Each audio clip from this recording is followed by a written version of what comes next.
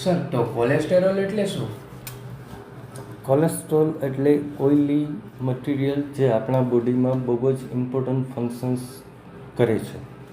માનો કે આપણા હાર્મોન્સ છે, સેક્સ હાર્મોન્સ છે, બાકી થાઇરોઇડ હાર્મોન છે, ન્યુરોન્સ છે, એના ઉપરનું જે માઇલિનેશન શીથ છે, ક્યાંય પણ રિપેર અથવા રીબિલ્ડ જેની જરૂર હોય ત્યારે તમારે કોલેસ્ટ્રોલની જરૂર પડે જ છે.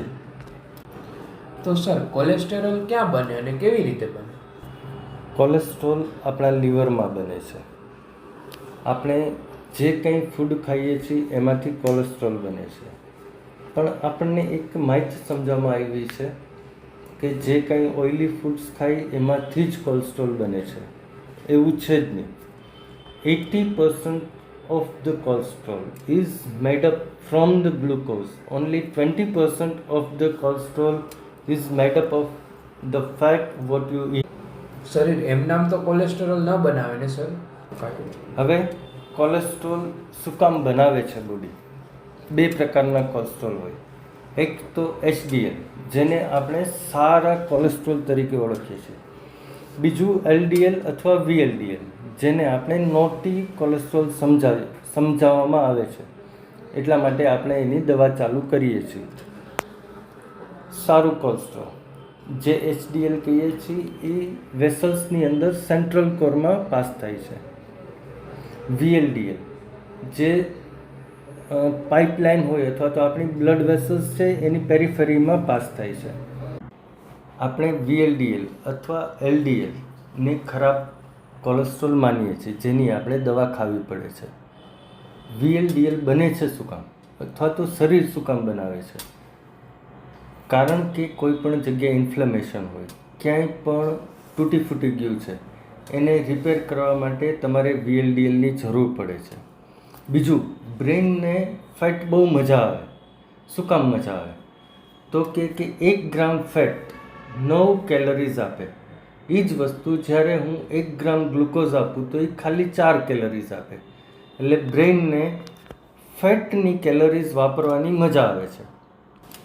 બીજું, આપણે કેટેકોલોમિન્સ એટલે કે સ્ટ્રેસ હાર્મોન્સ બનાવવા માટે પણ કોલેસ્ટ્રોલની જરૂર પડે. વેનએવર એ person is in the stress એને વધારે પડતા કેટેકોલોમિન્સ જોઈએ એટલે પણ બોડી વધારે કોલેસ્ટ્રોલ બનાવે. આપણે હવે એવું વિચારીએ કે જો VLDL બને છે તો આપણું બોડી જે ઉપરવાળાએ એક મેકેનિઝમ બનાવી છે એ બોડી સાવ બુદ્ધિ વગરનું છે નહીં. કોઈ પણ વસ્તુ બોડી બનાવે છે તો એ ખરાબ વસ્તુ કોઈ દિવસ ના બનાવે. જરૂર છે એટલે જ બનાવે છે.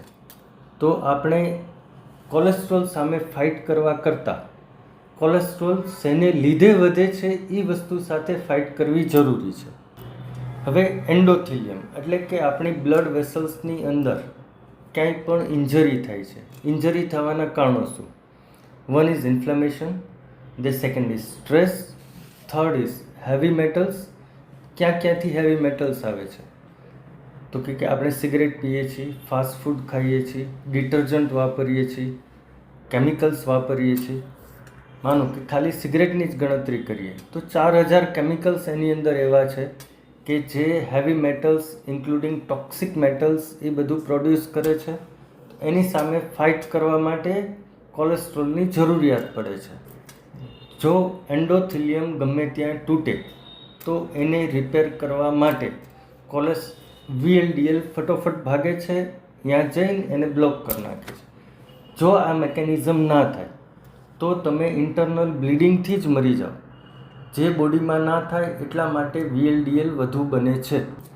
આપણને કાર્ડિયોલોજિસ્ટ અથવા બધા ડૉક્ટર્સ એવું સમજાવે છે કે એની અંદર પ્લેક જામી ગયો. પણ પ્લેક શું છે?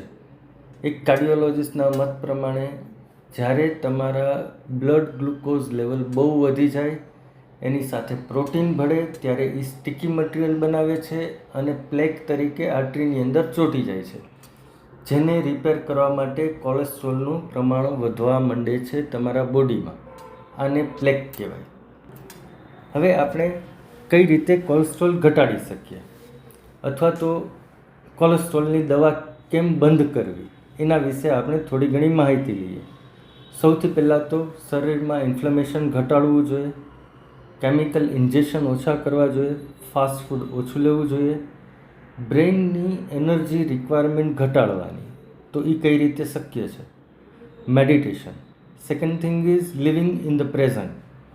જો આ બે વસ્તુ આપણે કરી શકીએ તો બ્રેઇનની પોતાની કન્ઝપ્શન, એનર્જી કન્ઝપ્શન ઓછું થઈ જશે, એટલે કોલેસ્ટ્રોલ એની મેળે ઓછું થશે.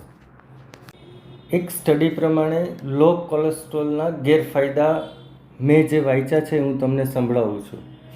જે લોકોને ઓછું કોલેસ્ટ્રોલ હોય તે લોકો ઇન્ફેક્શનના ભોગી બહુ જલ્દી બને છે, કેન્સર થવાના ચાન્સીસ બહુ વધી જાય છે, એ લોકોને કોગ્નિટિવ ફંક્શન્સના ડિઝીઝ બહુ વધારે થાય છે. માનો કે અલ્ઝાઇમર છે, પાર્કિન્સન ડિઝીઝ છે, એ બધા થવાની શક્યતાઓ વધી જાય છે.